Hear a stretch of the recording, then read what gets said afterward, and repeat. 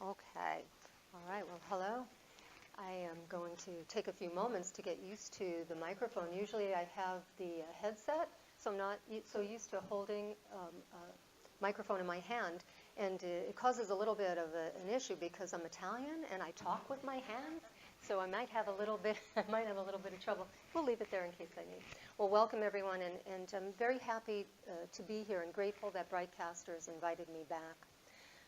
I always feel so blessed when I have an opportunity to share some of the teachings that were shared with me at a very early age. In fact, I was introduced to some great teachings probably around the age many of you are. I was 17. And when I have the opportunity to pay it forward, it's really exciting. At that time in my life, I was, like many of you, just, going through the days and going through the motions and learning what I could.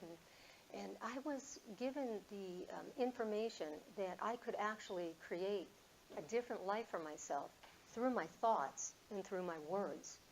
Well, it all sounded really good, but I wasn't quite sure that I believed it. It sounded a little crazy.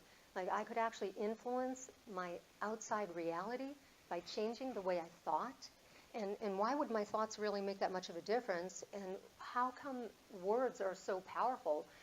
I don't understand that words could actually create. This was all very new information and sounded rather strange. Yet the teachers were living this life that looked really good to me. I mean, at that age, I'm interested in cars. They're driving nice cars. They look good. They're successful. They're very happy, very positive. So I want to believe them, but it doesn't quite make sense. And so I go back to my family, and I tell them some of the things I'm learning, and I tell them that, I'm being taught that I need to change the way I think, and that if I can actually change the way I think, I can influence my life and the outcome, and that the way I speak to others and the way I speak to myself matters. And my parents and my family, they think it's crazy. And they say, oh, Lisa, your thoughts aren't going to make a difference on your life situation. That's ridiculous. So now I have people that I love telling me one thing, and then people who are living this amazing life telling me something else. So what do you do when you just don't know? Well, there's only one thing to do, and that's to try it. And so I decided I was going to try, put to the test what these teachers were teaching me, and it was either going to work or it wasn't. Well, I'm here to tell you, all these decades later, this stuff works. As crazy as it might sound and as unbelievable, it's going to seem like magic when you actually put to the test some of the things I'm going to share with you tonight. I'd like to start with a little story.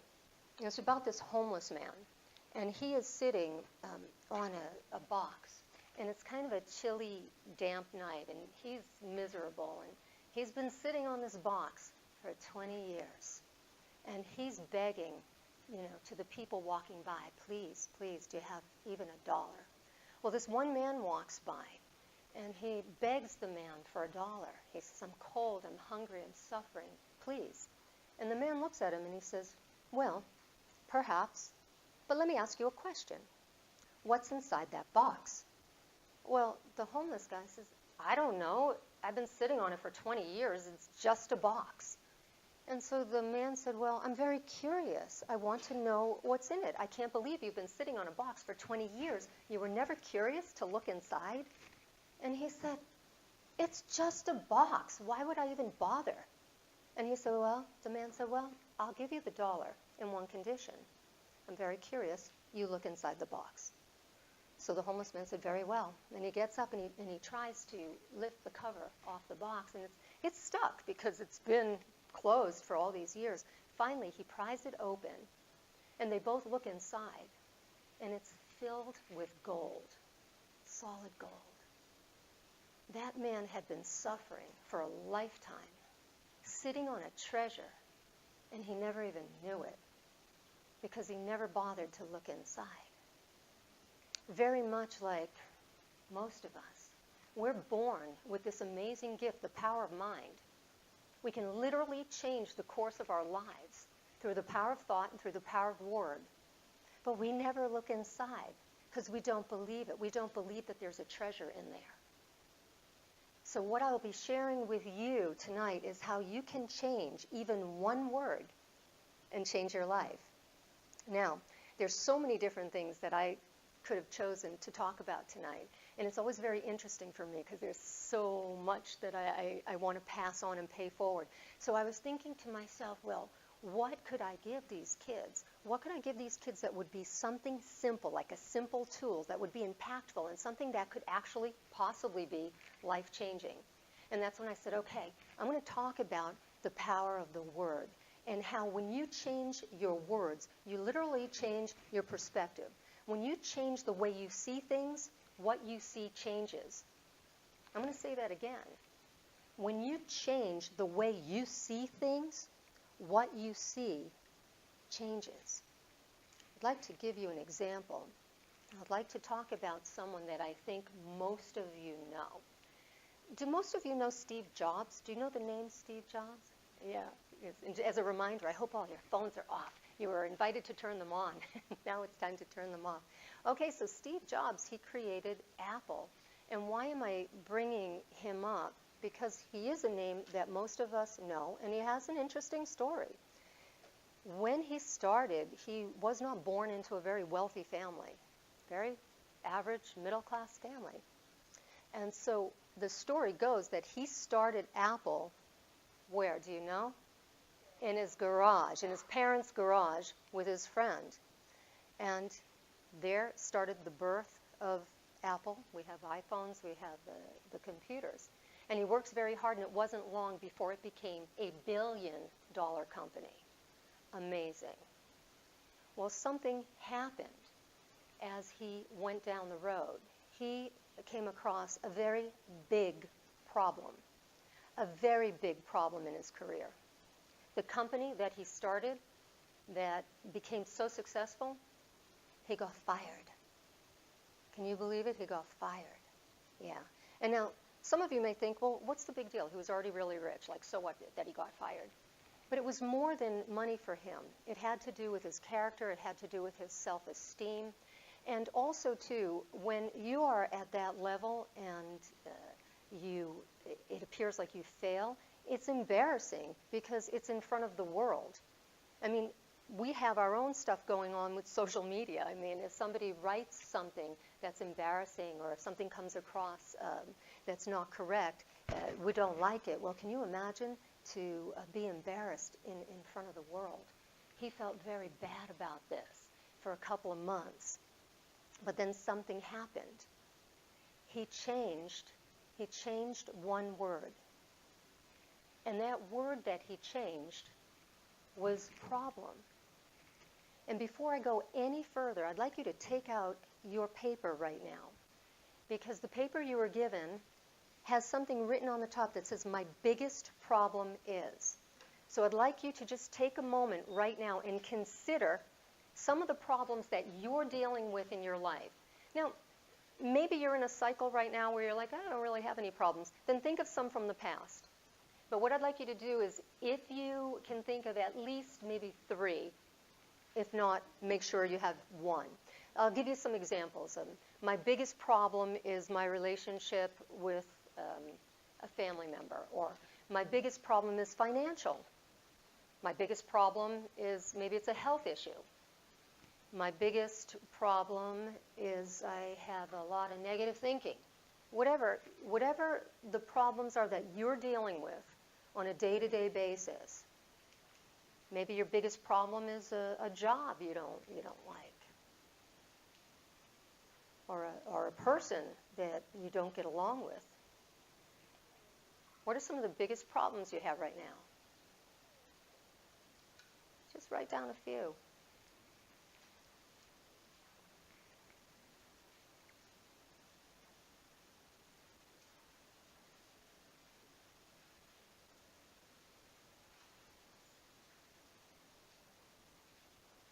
Just a few is fine.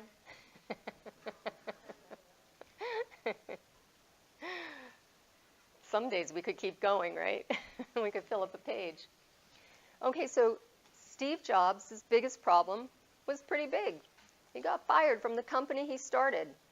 all his time, effort. Remember, this is like his baby, you know. And after a couple of months, he got the courage and the awareness to change the word problem to opportunity. So now he said to himself, okay, I got fired. Instead of it being a problem, what opportunity does this present to me? And because he changed the word from problem to opportunity, it changed his destiny. And actually had an effect on all of us, too, you may consider. So when he changed it to opportunity, he started to open a door. Because when you have a problem, the door is closed. It's stressful, it's a burden. When you have an opportunity, now all of a sudden there's possibility, right? So for the possibility for Steve Jobs, it was that he could use his creative ability, and that's when he came up with this next company that was literally next. And it became very successful, took his success to another level. Then he invested in Pixar, which is our animated films. Yes. And interestingly enough, several years later, Apple ends up buying Next, and he ends up back there. But I thought this was like a really great example of how changing one word can open so many doors for you. And so what I'd like you to do right now is consider this. Imagine what your life would be like if after tonight you never had another problem again for the rest of your life. Would you like that? Would you be glad you showed up tonight if you would never have another problem again after tonight? Because I'm going to tell you something right now. And if you do it, I'm going to guarantee that you will never have another problem again for the rest of your life. Are you interested? Yeah, I would hope so. No, there's some of you go, no, I want my problems. I want my problems. No, of course you don't want any more problems. So if you do what I'm about to suggest to you, you will never have another problem again.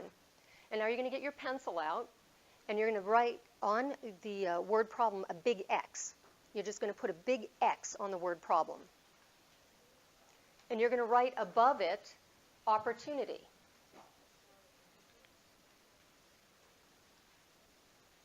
And now I would like you to reread what you wrote. So instead of my biggest problem is, it's going to read my biggest opportunity is. You got it? Does it sound different when you put opportunity in front of it instead of problem? So if it's a relationship issue, let's say, my biggest problem is my relationship with my neighbor. Now all of a sudden it's going to read, my biggest opportunity is my relationship with my neighbor. Do you hear the difference? Can you feel the difference? If you don't use the word problem for the rest of your life, if you throw it out, flush it, get rid of it, it doesn't exist, then you'll never have another problem again for the rest of your life because there's no label for it. The only reason your problems are your problems is because you're calling them problems. Does that make sense? This is actually very simple, and sometimes it's so simple that the mind rejects it. Many times the mind will say, that's ridiculous, this is too simple. But all the great teachers for thousands of years, all the greatest teachings are simple teachings. You want to live the most amazing life, become the best version of yourself? Throw out the word problem and replace it with opportunity. And your life will be filled with opportunities. And you can have a lot of fun with this. You know, my students, if they're having a difficult day, and I'll say, how are you doing? I'll say, lots of opportunities today, lots of opportunities today. But seriously, it gets your mind thinking in a different direction. Years ago, we didn't have the science that we have today. And we live in such great times right now because science is starting to back up what ancient teachers were teaching thousands of years ago. That thoughts actually have a vibration. That words actually have a vibration, sound. And the way you speak to others and the way you speak to yourself, it's making a difference in your physical health, in your mental health, and also in what you're attracting for yourself. You change one word, you can change your life. Start to notice what you're talking about. Start to notice, there's a saying, energy flows where attention goes. And when you start to pay attention to your self-talk, now this was a little bit easier for me to understand as far as how self-talk would affect the physical body. When I was young, one of my very first jobs was a personal trainer, so I was always interested in physical health. And I was more open to that mind-body connection. I was like, okay, that makes sense. If you're stressed out or if you're thinking negative, I could understand how that would affect your health. What didn't make sense to me was how your thoughts could actually affect outcomes. How thoughts could actually either open doors or close doors. That's where I had the hard time believing it.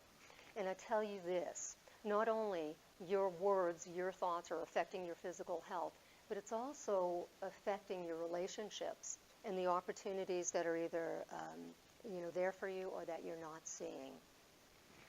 Think of some of the words right now that you might be using without even realizing their effect. I'll give you an example. I had one person that I just met recently, and she had found out that I was a life coach. It was just a random meeting.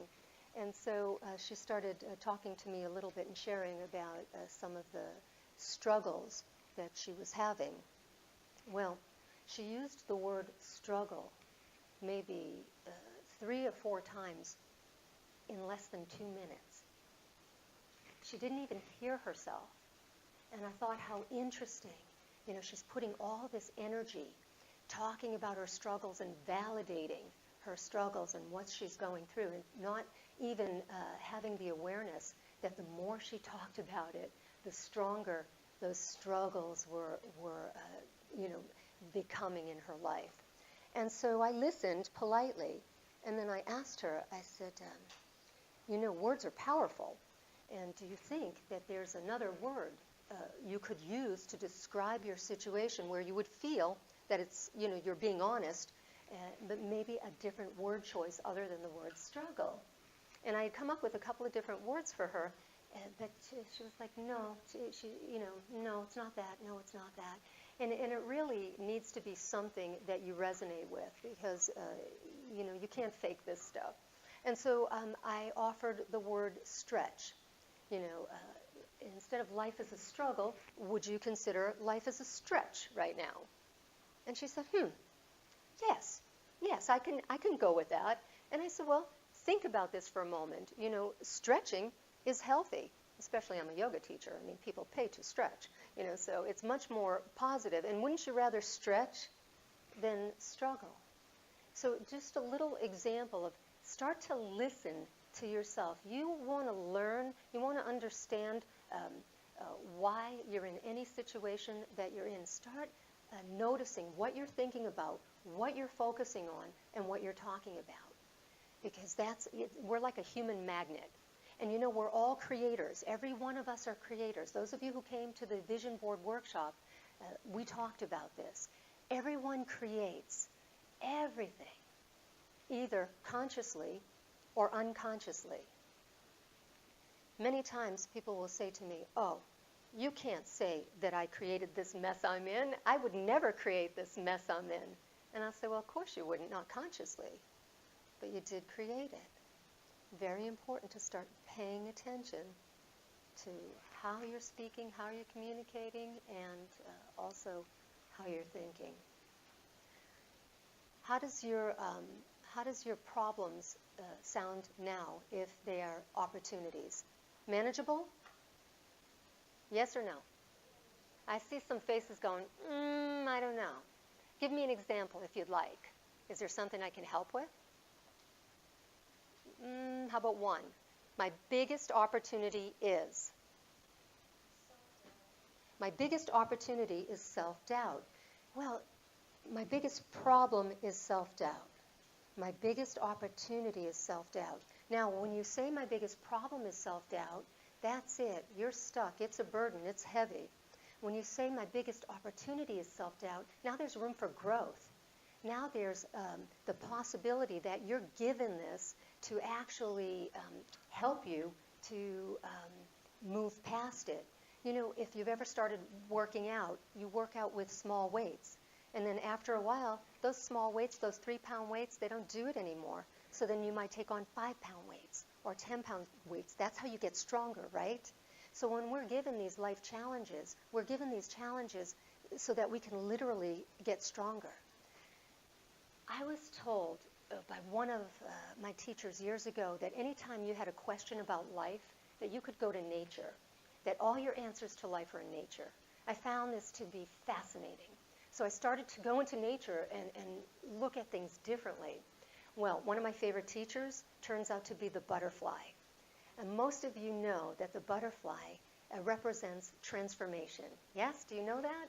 Because it goes from the caterpillar to the butterfly. It's all about transformation. How cool is that?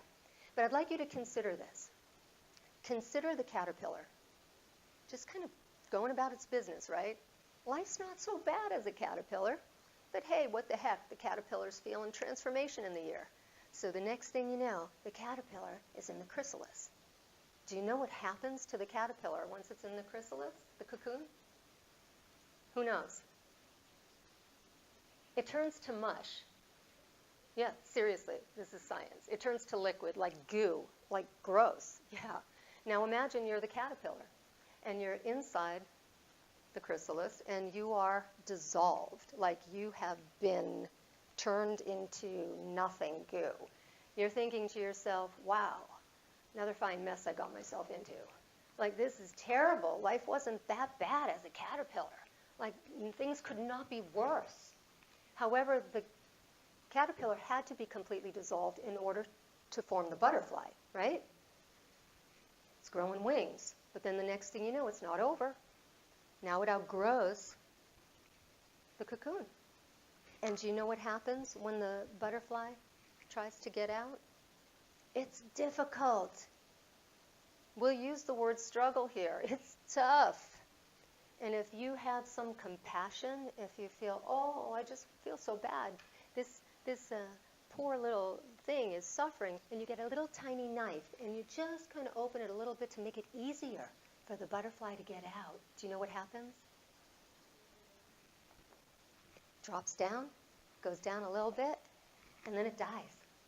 It never flies. Because it's the struggle that strengthens the butterfly's wings so it can fly. So when we're given these challenges, like self-doubt, it's like strengthening your wings so that you can get past it and so that you can fly. It's definitely an opportunity. It's not a problem. Is this making some sense? When you shift it from problem to opportunity, what you're actually saying is, you're not saying that it's not tough. You're not saying that it's not a heavier weight. But what you're saying is, there's an opportunity here, and that opens your mind to look for it. Kind of like going on a treasure hunt. Why I like to use treasure hunt is because, think of a buried treasure. You got to dig for it. Or a sunken treasure. People go into the ocean for years and years looking for sunken treasure, right? Sometimes it's just not visible to the eye. That's how life is. In every situation, there is a treasure. Sooner or later, you'll find it if you're looking for it. When you have an opportunity, it's an opportunity to find the hidden treasure, what it's going to bring to you as far as becoming the best version of yourself, what it can bring out in you, the challenge there. So no more problems after today, only opportunities. Now look on that page once again. What's under there? Under there is your have-tos. Oh, come on, we all have have-tos. I'd like you to list some of your have-tos, and I'm talking about the have-tos that you do not like. Like maybe it's chores at home, or it's waking up for school in the morning, or doing homework, or maybe it is for the parents are here that are maybe it's food shopping or going to work. What are the have-tos? The daily stuff that you got to do. You have to do it. You don't want to. Maybe it's laundry. What are the have-tos? Make your list. Make your list. Oh, those darn have-tos. Not fun. Yeah, just write as many as you can think of. Maybe it's laundry. Oh, I already said that. Guess you might figure out one of mine.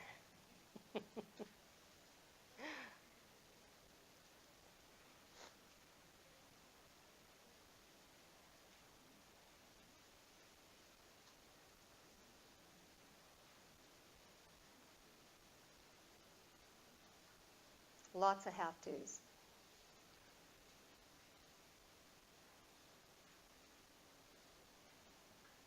I'd like to share a story with you, a real story that I experienced about 18 years ago.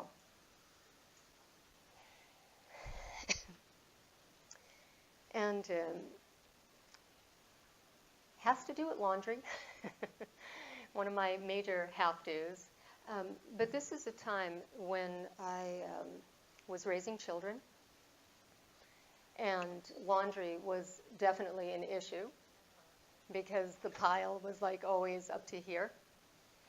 But at that time, I owned 3 swimwear stores, 3 major malls. And my sister was my dear partner. Her and I, we made a really good team. Her weaknesses were my strengths, and my strengths were her weaknesses. We just worked really well together. And we were busy, 3 stores, family, and all the have-tos, The laundry for me was definitely an issue, especially, both my girls were athletes, and so it seemed like there was a lot of change of clothes, and I swear I would, I'd feel like I would catch up, and I'd go to bed, and I'd wake up in the morning, and it seemed like the laundry had babies, it was just like never ended. And so we're trying to keep everything going, and one particular time, one of the stores was shorthanded, and we were all working a lot of extra hours. Everybody was exhausted. The manager at the store was just about at her wit's end. Now, I did mention that my sister and I made a great team. However, there was one thing that we shared. We both had the same weakness. Neither one of us could fire anybody. True story. So we knew that whoever we hired was probably going to be with us for the rest of our lives. So we had to be very careful who we hired. Well, we were getting desperate. We're shorthanded, and finally, someone answers the ad we had over the phone. I answered. I was in charge of doing the interviewing and the hiring. I didn't let anybody hire because, as I said, we could never fire anybody. And I set up the appointment for the woman to come in the next day for her interview. Well, I can't remember exactly what happened, but I couldn't make the interview. I didn't want to lose the opportunity to hire this person, so I allowed my manager to do the interview. Later that day, she called me. My manager called me and said, well, the interview went very well. I think you're really going to like her. And I said, awesome. And she said, I hired her. I was like frozen on the other end of the phone. I'm like, you what? And she said, oh yeah, I hired her. Don't worry. She's going to be great. She's going to be great. And I was like, oh, okay. She's like, you're working tomorrow. You can train her. You'll meet her. She starts in the morning. I hung up the phone, and I was just like, oh boy, all right.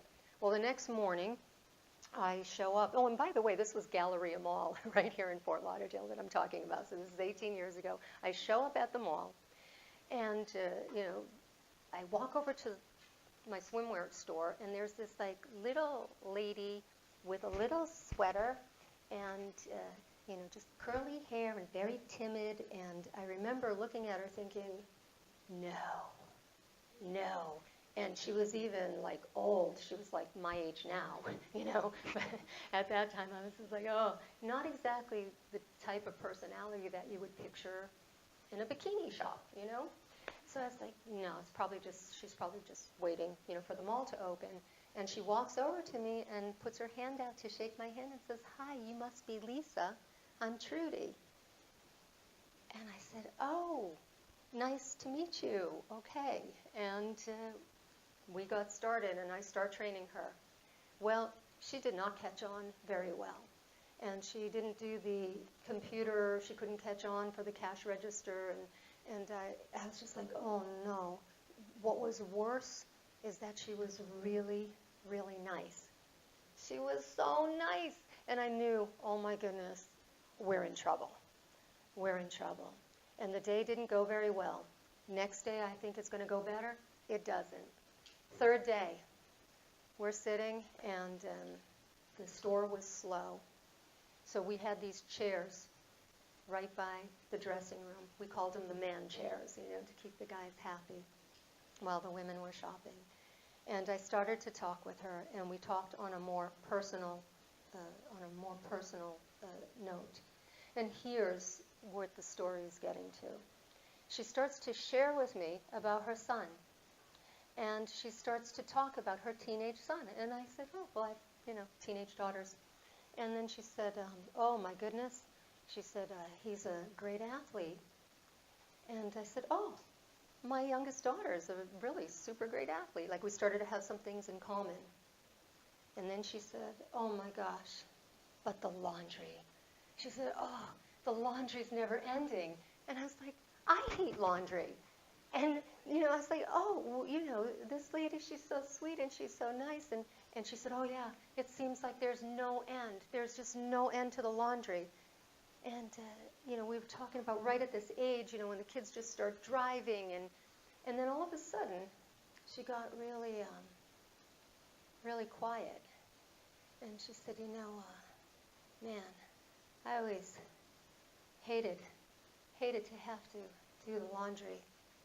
And she said, I'll never forget that night. My son, he yelled across the house, Mom, back in 10 minutes. And she said, that was the last time I heard his voice. There was an accident not far from the house, and he was killed. She was crying, and I was crying. And she said to me, all those years that I had to do laundry, she said, I didn't have to do laundry. She said, I got to do his laundry. And in my mind, I'm like sitting there crying. I'm like, oh my God, I wish I was on film that night doing laundry. I swear that night I was the happiest woman in the world doing laundry. Because what that woman did for me is she helped me change the word have to get to. And I realized I didn't have to do laundry for my household, for my family. I got to. And then it had this like rippling effect in every area of my life. Going to work. I didn't have to go to work. I got to go to work. Any chore, anything that in the past I didn't want to do, all of a sudden I recognized that I get to. Man, change your have-tos to get-tos, and it's a deal changer. To this day, 18 years later, I'm still reminding myself at times that I get to. And here's what's also so amazing. The next day, I go to work.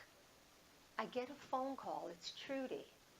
She calls, thanks me for all the help and for giving her a chance, and she quit. I couldn't believe it. I couldn't believe it. I never saw her again. And so then I have to ask myself, did this even really happen? Like, I was just like, was she just an angel that showed up? Because she certainly didn't belong in the swimwear store. It was not a fit. And she was never meant to be there to sell swimwear. She was a teacher for me. And our teachers come in disguise. Our teachers come in all shapes and sizes and under different circumstances. And so I've learned to look at all my life and to look for the treasures and find what is the opportunity here? Where can I grow? What can I learn? Changing my have-tos to get-tos might be the biggest one yet. I'd like you to go back to your list. And I'd like you to get that pen or pencil out and put that big X over the word have and put get.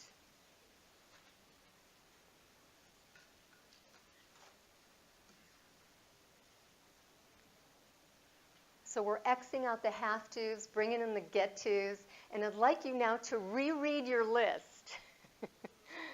Yes, reread your list to yourself. And how does it sound? Rather than having to, how does it sound if you get to? It makes a difference. It makes a difference. And if you think about some of the things, like maybe you might say, I have to go to school, but actually, how many people around the world that would love an education? Or maybe you say, I have to go to work, and then you think, how many people would love a job? What are some of your have-tos that you change to get-tos? Anybody have one that they want to share? Yes. You, instead of, I have to eat, I get to eat. Well, I think many of us agree with that. Yes. I don't have to read, I get to read. Absolutely. I mean, look at the adventures that you get to go on and how you get to expand your mind. That's beautiful. Yes. What was that? I have to wake up for school. Oh, I get to wake up for school. Let's think of someone who might be really ill and doesn't get to get out of bed and go. See how you can turn it around? When you turn it around, you do more than just feel better inside your own skin. You actually help those around you. Do you know talking, thinking positive, do you know that it's contagious? Do you know being negative and complaining is also contagious? I often think how interesting when we sneeze or cough, we're very polite and we put our hand over our mouth, not to spread germs. Wouldn't it be nice if everybody did that when they were about to say something negative or to complain or to criticize or to judge? Wouldn't it be nice if they just went, wouldn't that be great? Because it's really important to think of what you're spreading, right? And negativity is absolutely contagious. So how about deciding what you want to spread? You do get to choose. Well, this story that I just shared with you, I have shared for many years because it is life-changing. And I have another sister in Boston who had children very early. And once the children became adults, her son got married and had a son. And it didn't work out very well. It turned out Mom had a very serious drug problem. And so my sister, the grandmother, ends up raising the boy. My sister is tired. She raised kids all her life, and now she's raising her grandson. And just to say, he's also a young man right now, and she did a great job. But I want to share with you when his name is Ben, and when Ben was about 10 years old, we're at the peak of my sister pulling her hair out of her head. And also I should mention my sister's a neat freak. Like, you go to her house, everything's perfect. I mean, everything is in order where it should be, like, looks beautiful, and she's always keeping up, after this boy who plays and toys and everything. Well, she was like losing her mind, and I shared the story with her. And she told me that it made such a difference on those days that she was just having such a hard time. She would remind herself about changing your have to get to. And there was one particular day when Ben had one of those plastic guns that shot out these little tiny pellets, like thousands of them, okay? And Angela, my sister, was cleaning up, and she dropped it, and it opened, and the little tiny pellets went all over the living room. And so she's just, and she gets out the vacuum, and the vacuum won't pick them up. You know how sometimes your vacuum won't pick up like plastic? So the vacuum won't pick him up. And she's like, okay, I don't have to pick up these pellets. I get to. And she's on her hands and knees. She's on her hands and knees picking up the pellets. True story. I can't even begin to tell you how many times in certain situations changing one word will change your whole experience, change your reality. Start to notice your patterns of thinking. Your patterns of thinking. You can't make a change until you're aware that a change has to be made. It's all about awareness, right? Some people will be born all through their life, and this life will end, and they'll never be aware of their patterns that aren't serving them. So I'm giving you an invitation tonight, just in this one area. Start to notice your patterns of how you speak to yourself and to others. And start to choose either to empower or to disempower. And it is said any time two or more souls come together, you have the ability to empower or disempower. So what are you choosing? And remember, we are always making choices, either consciously or unconsciously. The invitation tonight is to make the unconscious conscious. Simple, but effective. Start thinking about changing one word to change your life. And I'll give you one more as we're coming to a close. And this has to do with when I started my yoga practice. And I started a yoga practice for many reasons. Most important was not physical fitness. It was after my mom died, and I was in a depression. And somebody told me that yoga was good for depression. So I thought I'd try this crazy thing called yoga. And I remember my first class. I hated it. I thought everybody was weird. And I couldn't understand how this was going to help my depression. Like, it didn't make sense. But I did have an intuition to give it a try, and it definitely worked. What I found, though, is doing the postures is a body-mind connection. And most of the time, it's more challenging mentally than it is physically. And so I would find it very frustrating when I couldn't do something. Or when I could do something and then the next day I couldn't do it. And then I start to learn about the body-mind. I start to learn about how actually the body changes every day, and that the mind is not just between the ears, but the mind is through the whole body.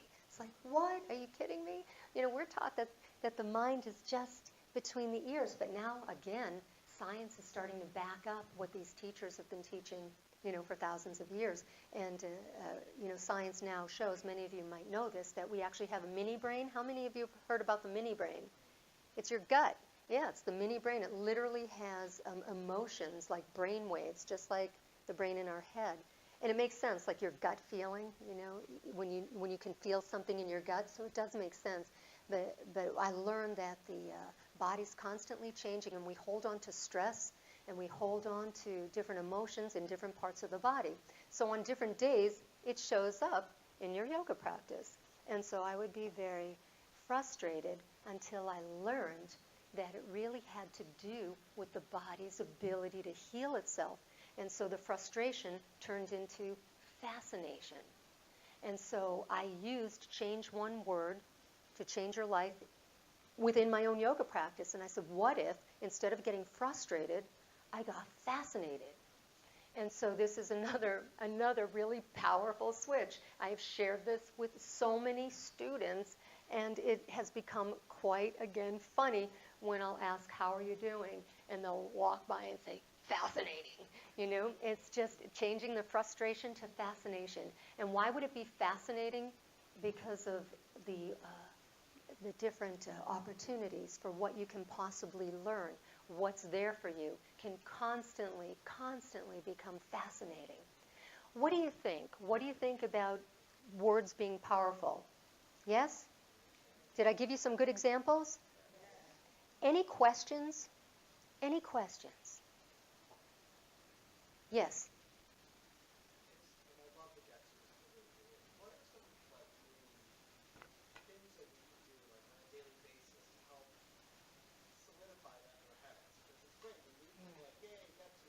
Yeah. Yeah.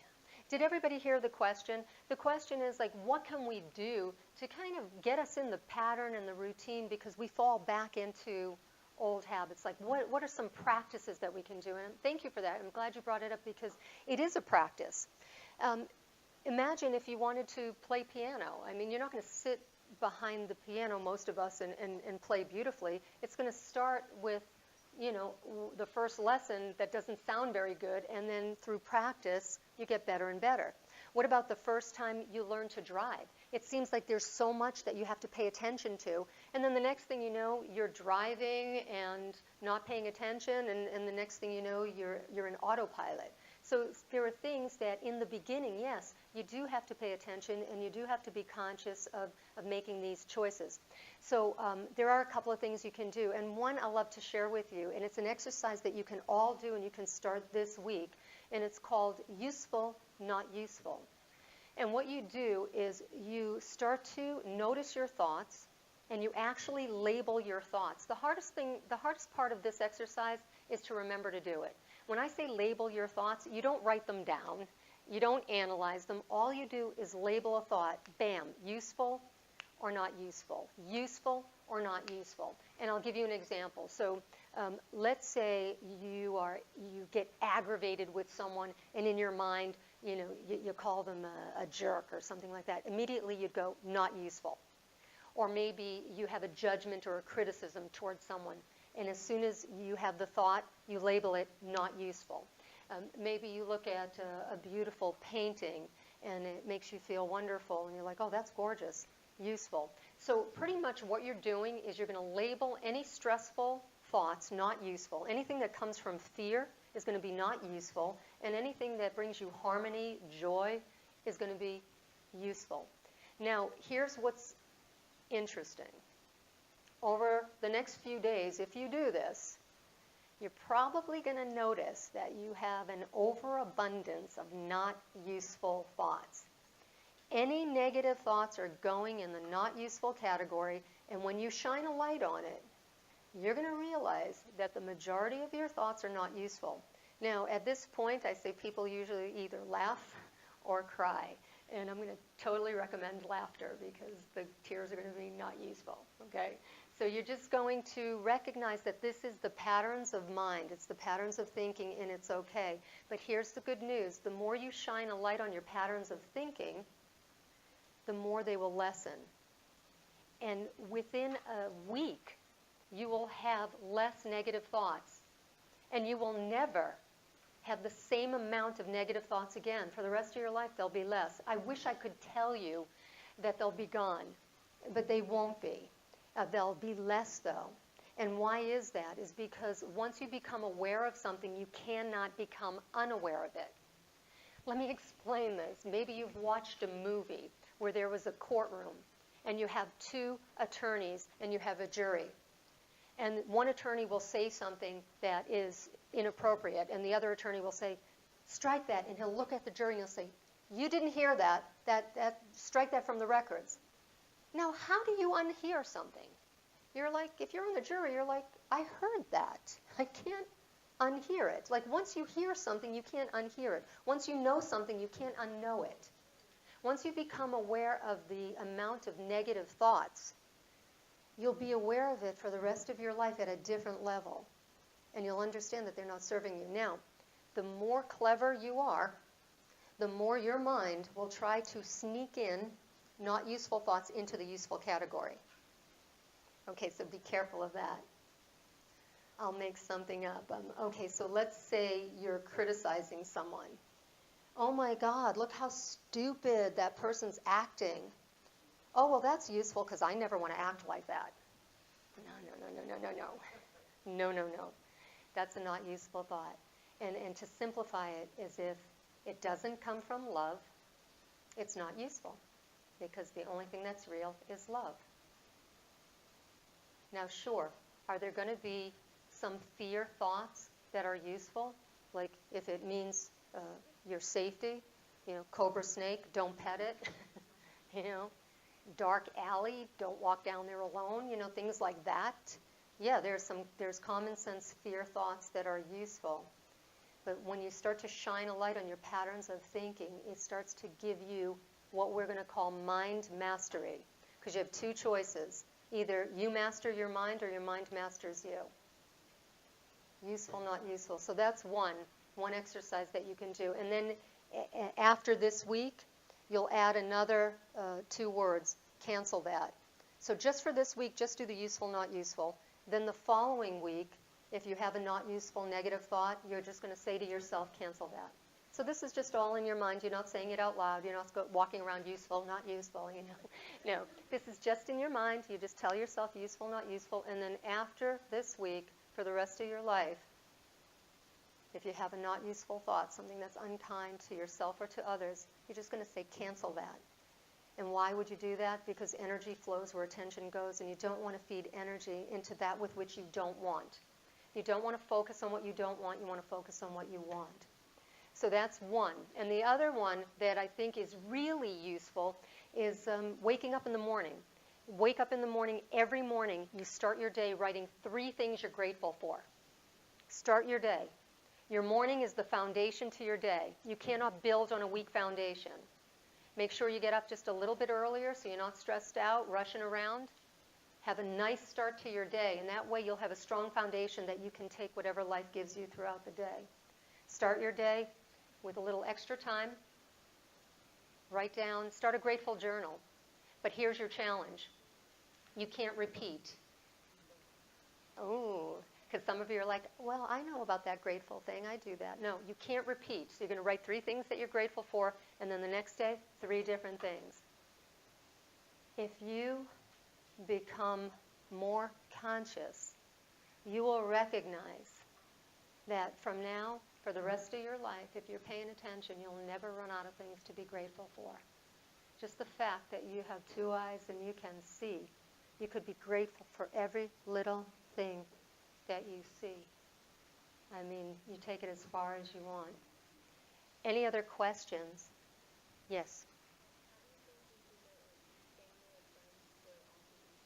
Oh, that's such a good question. How do you think you could get family and friends, to participate and do these things? Well, wouldn't it be nice if we could inspire our loved ones? And sometimes we can, and sometimes we can't. But I will say this, the best way you can inspire anyone is through example. Not through your words, not through anything that you say. But if you live it, people will start to see how much your life improves and who you become. They're going to want some. And then they're going to ask you what you're doing. And then when you tell them, they'll be receptive. For many years, I'm the youngest of 5. And for many years, I was the crazy one in the family. And decades later, when you see the proof of where my life went, and I love everyone in my family. We're a very close family, but there's a definite difference in every aspect of life, in every aspect, relationships, business, everything. So now they're ready. Now they come and they're open and they want to hear. Now they're starting to incorporate these things. And you can certainly offer and share anything that you've learned. And then my suggestion is don't be attached to whether they receive it or not. It's giving with unattachment. You just give for the sake of giving, and then what they do with it is going to be their business. But most of all, you live it. Gandhi says, be the change you wish to see in the world, because they'll notice. Thank you for that. Yeah. Yes? My question is kind of a follow-up to that.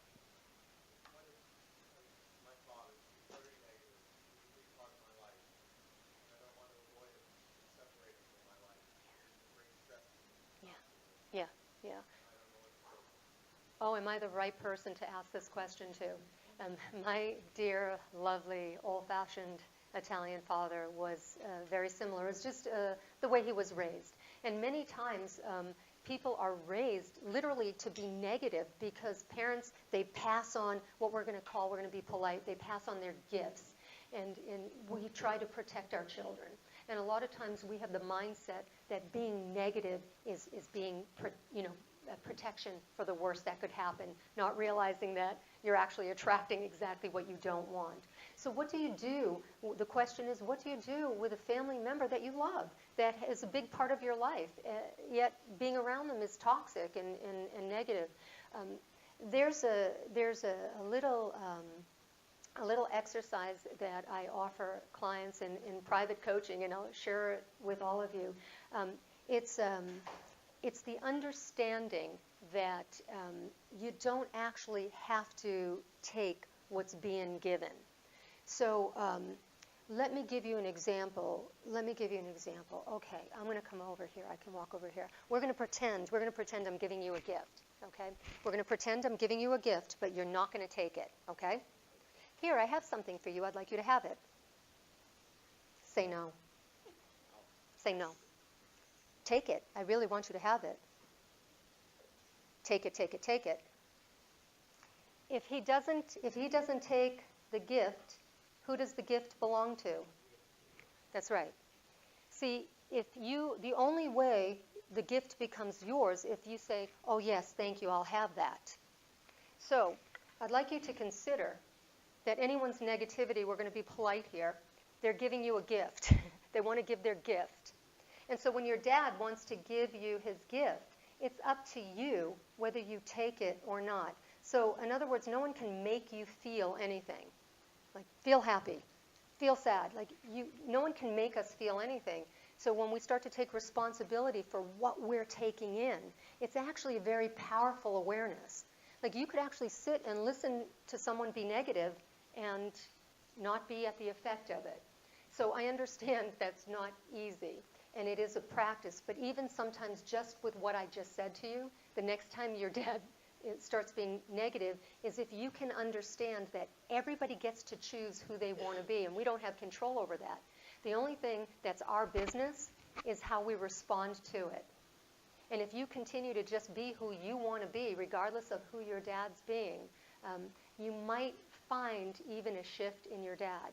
So that's one exercise that you can actually practice. And now, by the way, just to be clear, this is very important. When I suggest here that you don't take any of the, let's call it, poison that's out there, the way we don't take it is not with attitude. It's not with, superiority, where it's like, you know what? You can just keep your poison. You can have it. It's going to stay with you. We're not doing that. What we're doing is, I'm sorry, and this is, again, it's just in your mind, you're not saying it out loud, but in your mind you're just like, I'm sorry, I'm not going to take the poison, because if I take the poison, then there's two people now who have the poison. And that's not going to be good for you, it's not going to be good for me, and it's not going to be good for the planet. So, I'm not going to take your poison for both of us. I'm not going to take your poison so that I can keep and hold a loving space. So should you, if you ever come around, I've got this loving space waiting for you. So it's important that we don't take in that negativity. Now, the other exercise, I'll give you one more, is I call it the bucket. And you have an imaginary bucket that sits in front of you. And when somebody's really negative, just picture it going in the bucket. It doesn't go in here, and it doesn't go in here. It just goes in the bucket. Now, it doesn't mean you're not listening. In fact, it means you're listening even better because you're not taking it personal. All of a sudden, you can really listen. And when you hear somebody negative, you can actually, when you don't take it in, you can hear that they're suffering. And you can actually hear the pain that they're in. And you can end up with more compassion if you let it go in the bucket rather than going in you. And I had one of my clients, a young woman, and she was in she felt a very toxic job. She couldn't quit her job. She needed the paycheck. And I told her, okay, put the bucket on your desk. And no matter who comes in, walks by, the negativity goes in the bucket. Because she said it was affecting her marriage. She was going home and fighting with her husband. So I said, okay, let it all go in the bucket. Before you leave, you take that imaginary bucket. Yes, I had her do this. Go in the ladies' room. I said, you're going to pretend to dump it in the toilet, and you're actually going to flush it. And that energy of intention of not taking it home with you, of letting it go. It worked. It literally worked for her, and I've shared this with hundreds of students. So I hope that's helpful for you. Yes, I think we'll have, we have a few more minutes. Yes? Yeah.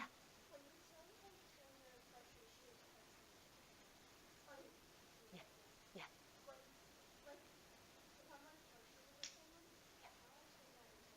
Okay, that's a good question. So the question is, okay, I hear you saying turn your frustration into fascination, but if I'm frustrated with someone, how? How do I do that? You ask yourself the question, why am I frustrated? Why am I frustrated with somebody else's behavior? What could possibly be the answer? What do you think the answer would be if you're frustrated with somebody else's behavior? Well, yeah, you either one, you took the gift. You know when you take the gift if you're upset. Like it's like, oh, I took that gift. Anytime you're upset or stressed out, it's like, oh, I took what they were giving me. Yeah, I took it. So there's some information there. But the other question is this. Whatever someone does, somebody else's behavior, has nothing to do with us. We don't have control over what somebody else does. I mean, believe me, it would be wonderful. I'm right there with you. I would love to have a script that I could just pass out to everybody. I'd like to have one, for the people I work with. I'd like to have one for one daughter. I'd like to have one. I would love to give everybody a script. But that doesn't happen, does it? No one's reading our script. And guess what? We're not reading theirs either. So when we understand that we don't have control over what other people do, then what we can focus on is the one thing we do have control over. And that's how we respond to it. So basically in life, 4 things to focus on, and you'll never regret it. Focus on being more loving, more kind, more compassionate, and more forgiving. And then what other people do, none of your business. The only thing that's your business is how you respond to it. So when you get frustrated with somebody else, find it fascinating that you're frustrated. Why should I be frustrated over what somebody else does?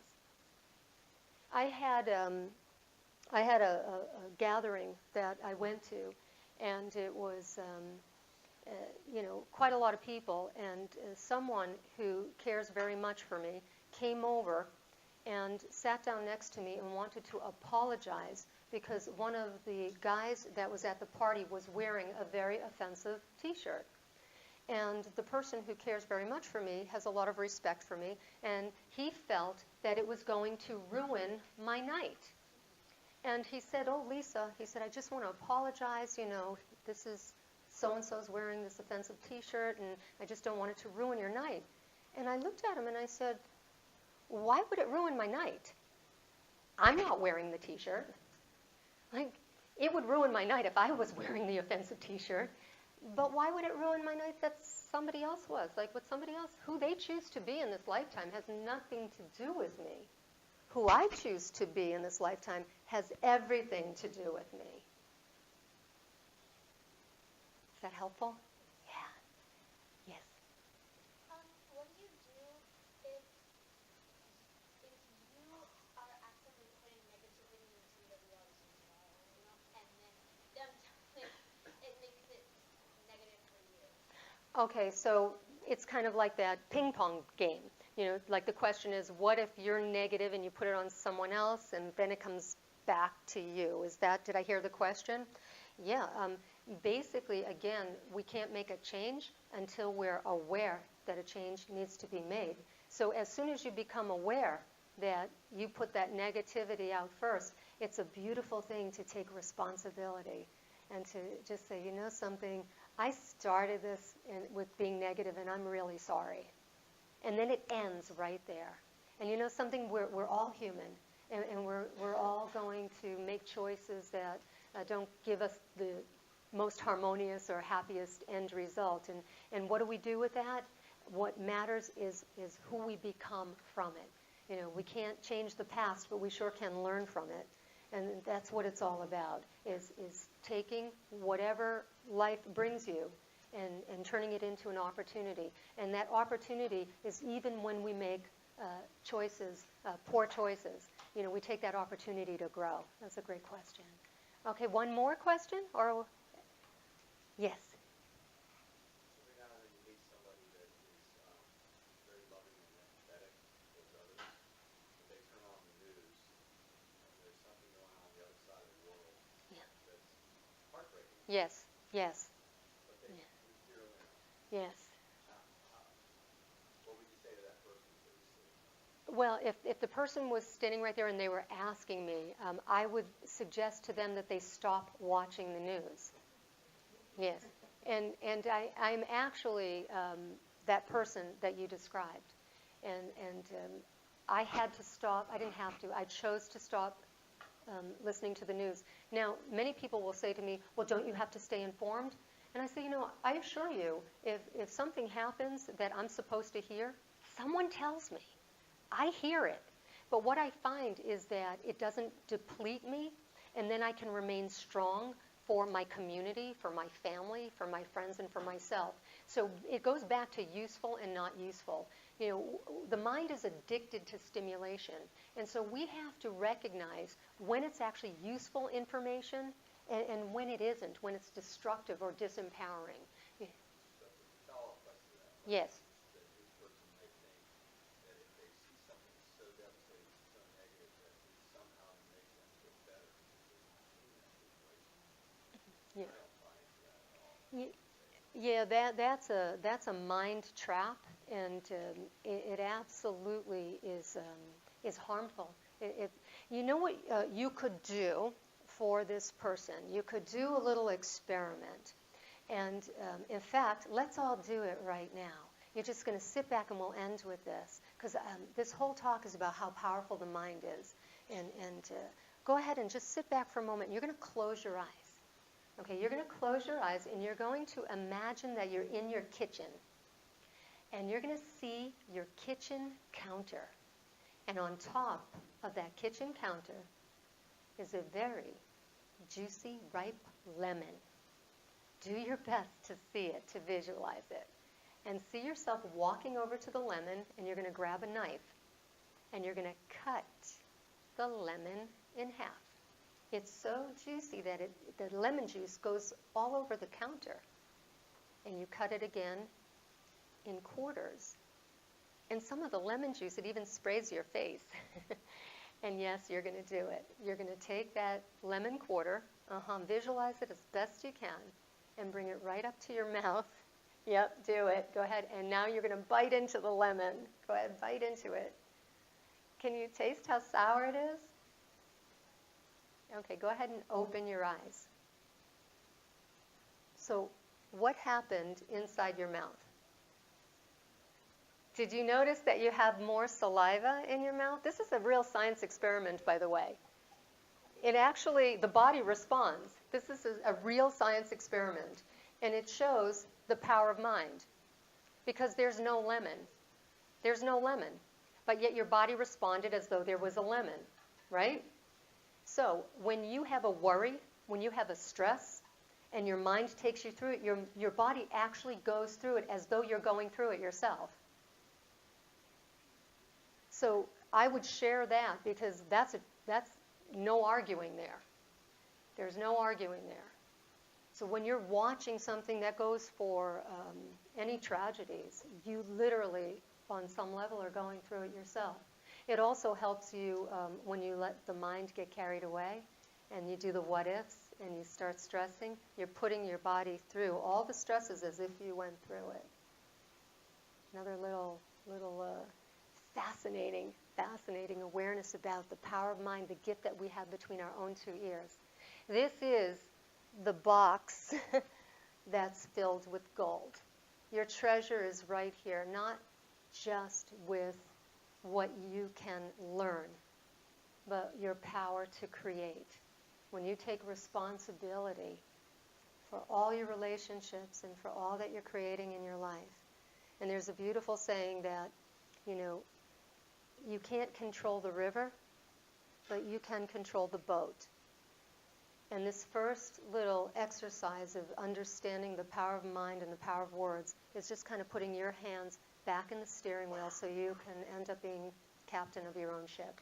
I hope you all enjoyed tonight, and I hope you found it useful. Thank you. Thank you.